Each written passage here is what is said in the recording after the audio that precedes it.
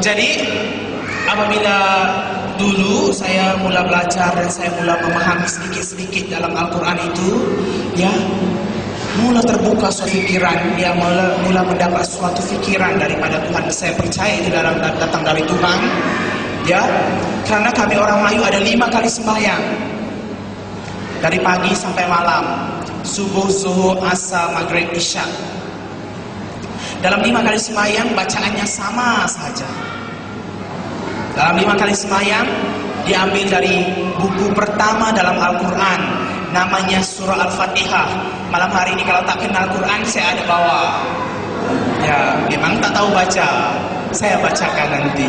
Ya, jadi diambil dari buku pertama dalam Al-Quran. Itu namanya surah Al-Fatihah. Al-Fatihah bermaksud pembukaan. Saya bacakan sedikit pada kamu semua. Memang tak paham, paham saja. Bismillahirrahmanirrahim. Alhamdulillahi rabbil alamin. Ar-Rahmanir-Rahim. Maliki yaumiddin. Iyyaka na'budu wa iyyaka nasta'in. Ihdinas siratal mustaqim. Saya berhenti dulu pada ihdinas siratal mustaqim, sambungnya nanti sampai amin. Ada lagi, tapi berhenti dulu pada ihdinas siratal mustaqim. Maksudnya, tunjukkan kami jalan yang lurus. Tunjukkan kami jalan yang lurus. Jadi terbuka di pikiran saya itu waktu membaca ihdinas siratal mustaqim. Ya, kalau Nabi Muhammad 1400 tahun yang lalu membacakan ayat yang sama, samalah keadaannya macam saya sekarang. Saya base saya di Pontianak, saya seorang missionary, di base saya di Pontianak. Saya mau datang ke Pasar Kucing. Waktu saya mau datang ke pasar, saya tak tahu jalannya. Jadi saya bertemu dengan satu orang. Saya katakan, Pak Cik, bolehkah tunjukkan saya jalan ke Pasar Kucing? Berarti saya belum tahu jalan ke Kucing. Amin. Jadi terbuka di pikiran saya apa? Kalau Nabi Muhammad 1400 tahun yang lalu membacakan tunjukkan kami jalan yang lurus, berarti dia belum tahu jalan yang lurusnya. Belum ada suatu kepastian keselamatan dalam hidupnya. Jadi kalau nabinya tak tahu jalan yang lurus, gawat kita. Begini kita, ya kan, ibarat naik bilon, naik pesawat, pilot tak tahu turun dekat mana.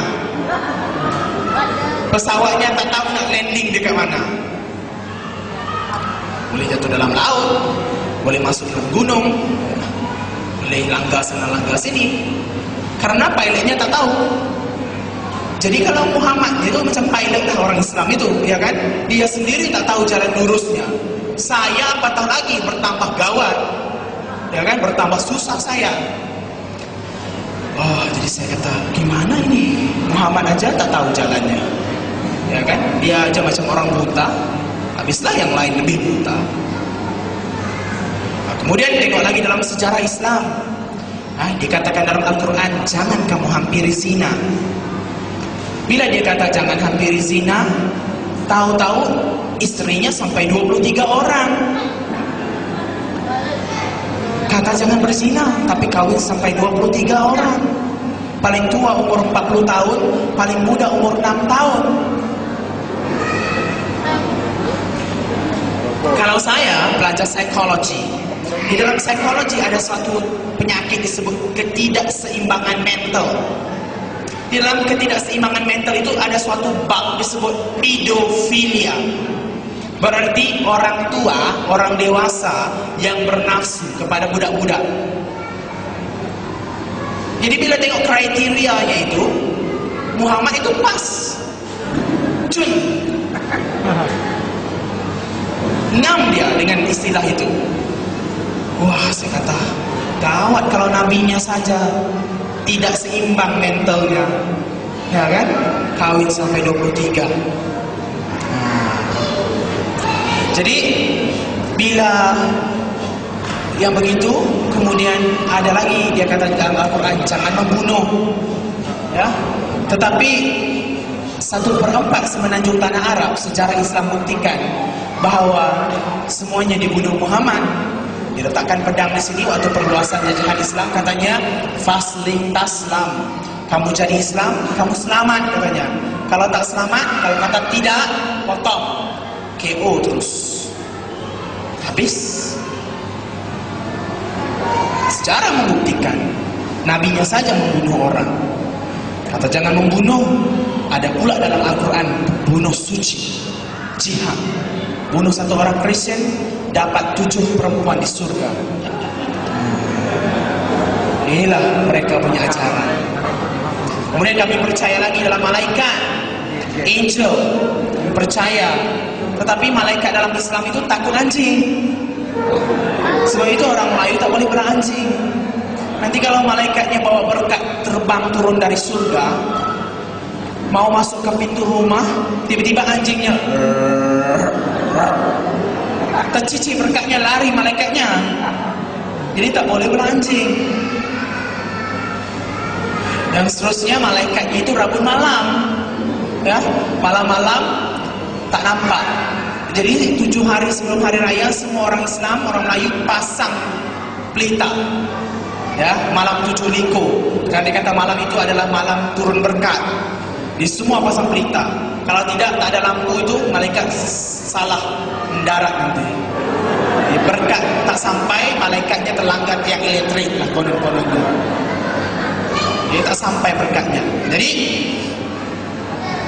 banyak sangat yang pelik-pelik, yang aneh-aneh, ya, yang bodoh-bodoh, ya, yang diajar oleh orang-orang itu. Jadi bagaimana?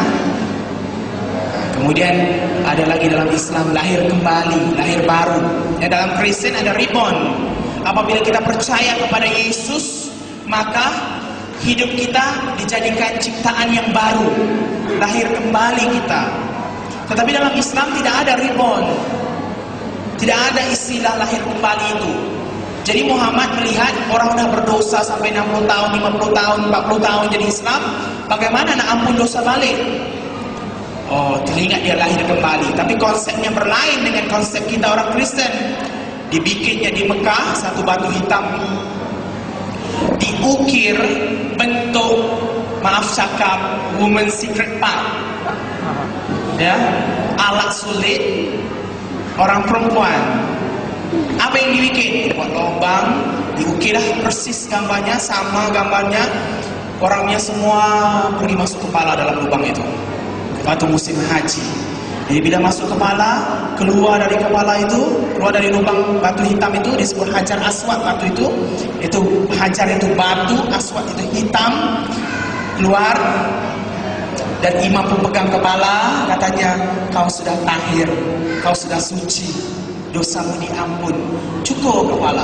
Karena dia kata setiap bayi yang lahir tak ada rambut. Jadi sebab itu orang Melayu balik Mekah semua kepalanya botak. Lepas sudahlah botak, kamu tanya lagi, apa yang kamu tengok di Mekah? Ya diam saja, tak boleh cakap. Kamu orang kafir, saya orang Islam. Padahal dia pun malu juga nak cakap, ya kan? Terlalu sensitif sangat, ya. Jadi inilah semua yang diajar Islam. Ada lagi cara melontar di Mekah. Menurut Islam di atas itu surga, di bawah itu neraka. Jadi ada tiang-tiang disebut jamrah, ya, ada 3 tiang jamrah itu digambarkan dengan setan. Maka mereka kelontar batu ke tiang itu. Maka dia katakan semua batu itu akan jatuh terus ke neraka. Padahal apa yang Arab Saudi buat?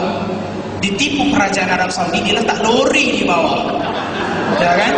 Bila batu itu dibalik, batu itu masuk dalam lori, lori penuh, lori jalan. Orang Islam pula kata apa? Semua batu kami sudah masuk ke dalam neraka, sebab itu tak bertimbun batunya, gitu. Padahal semua sudah ditipu. Nah inilah, ya, taktik politik, penipuan, ajaran-ajaran yang pelik-pelik dalam Islam. Kemudian Islam lagi percaya kepada jin, sampai satu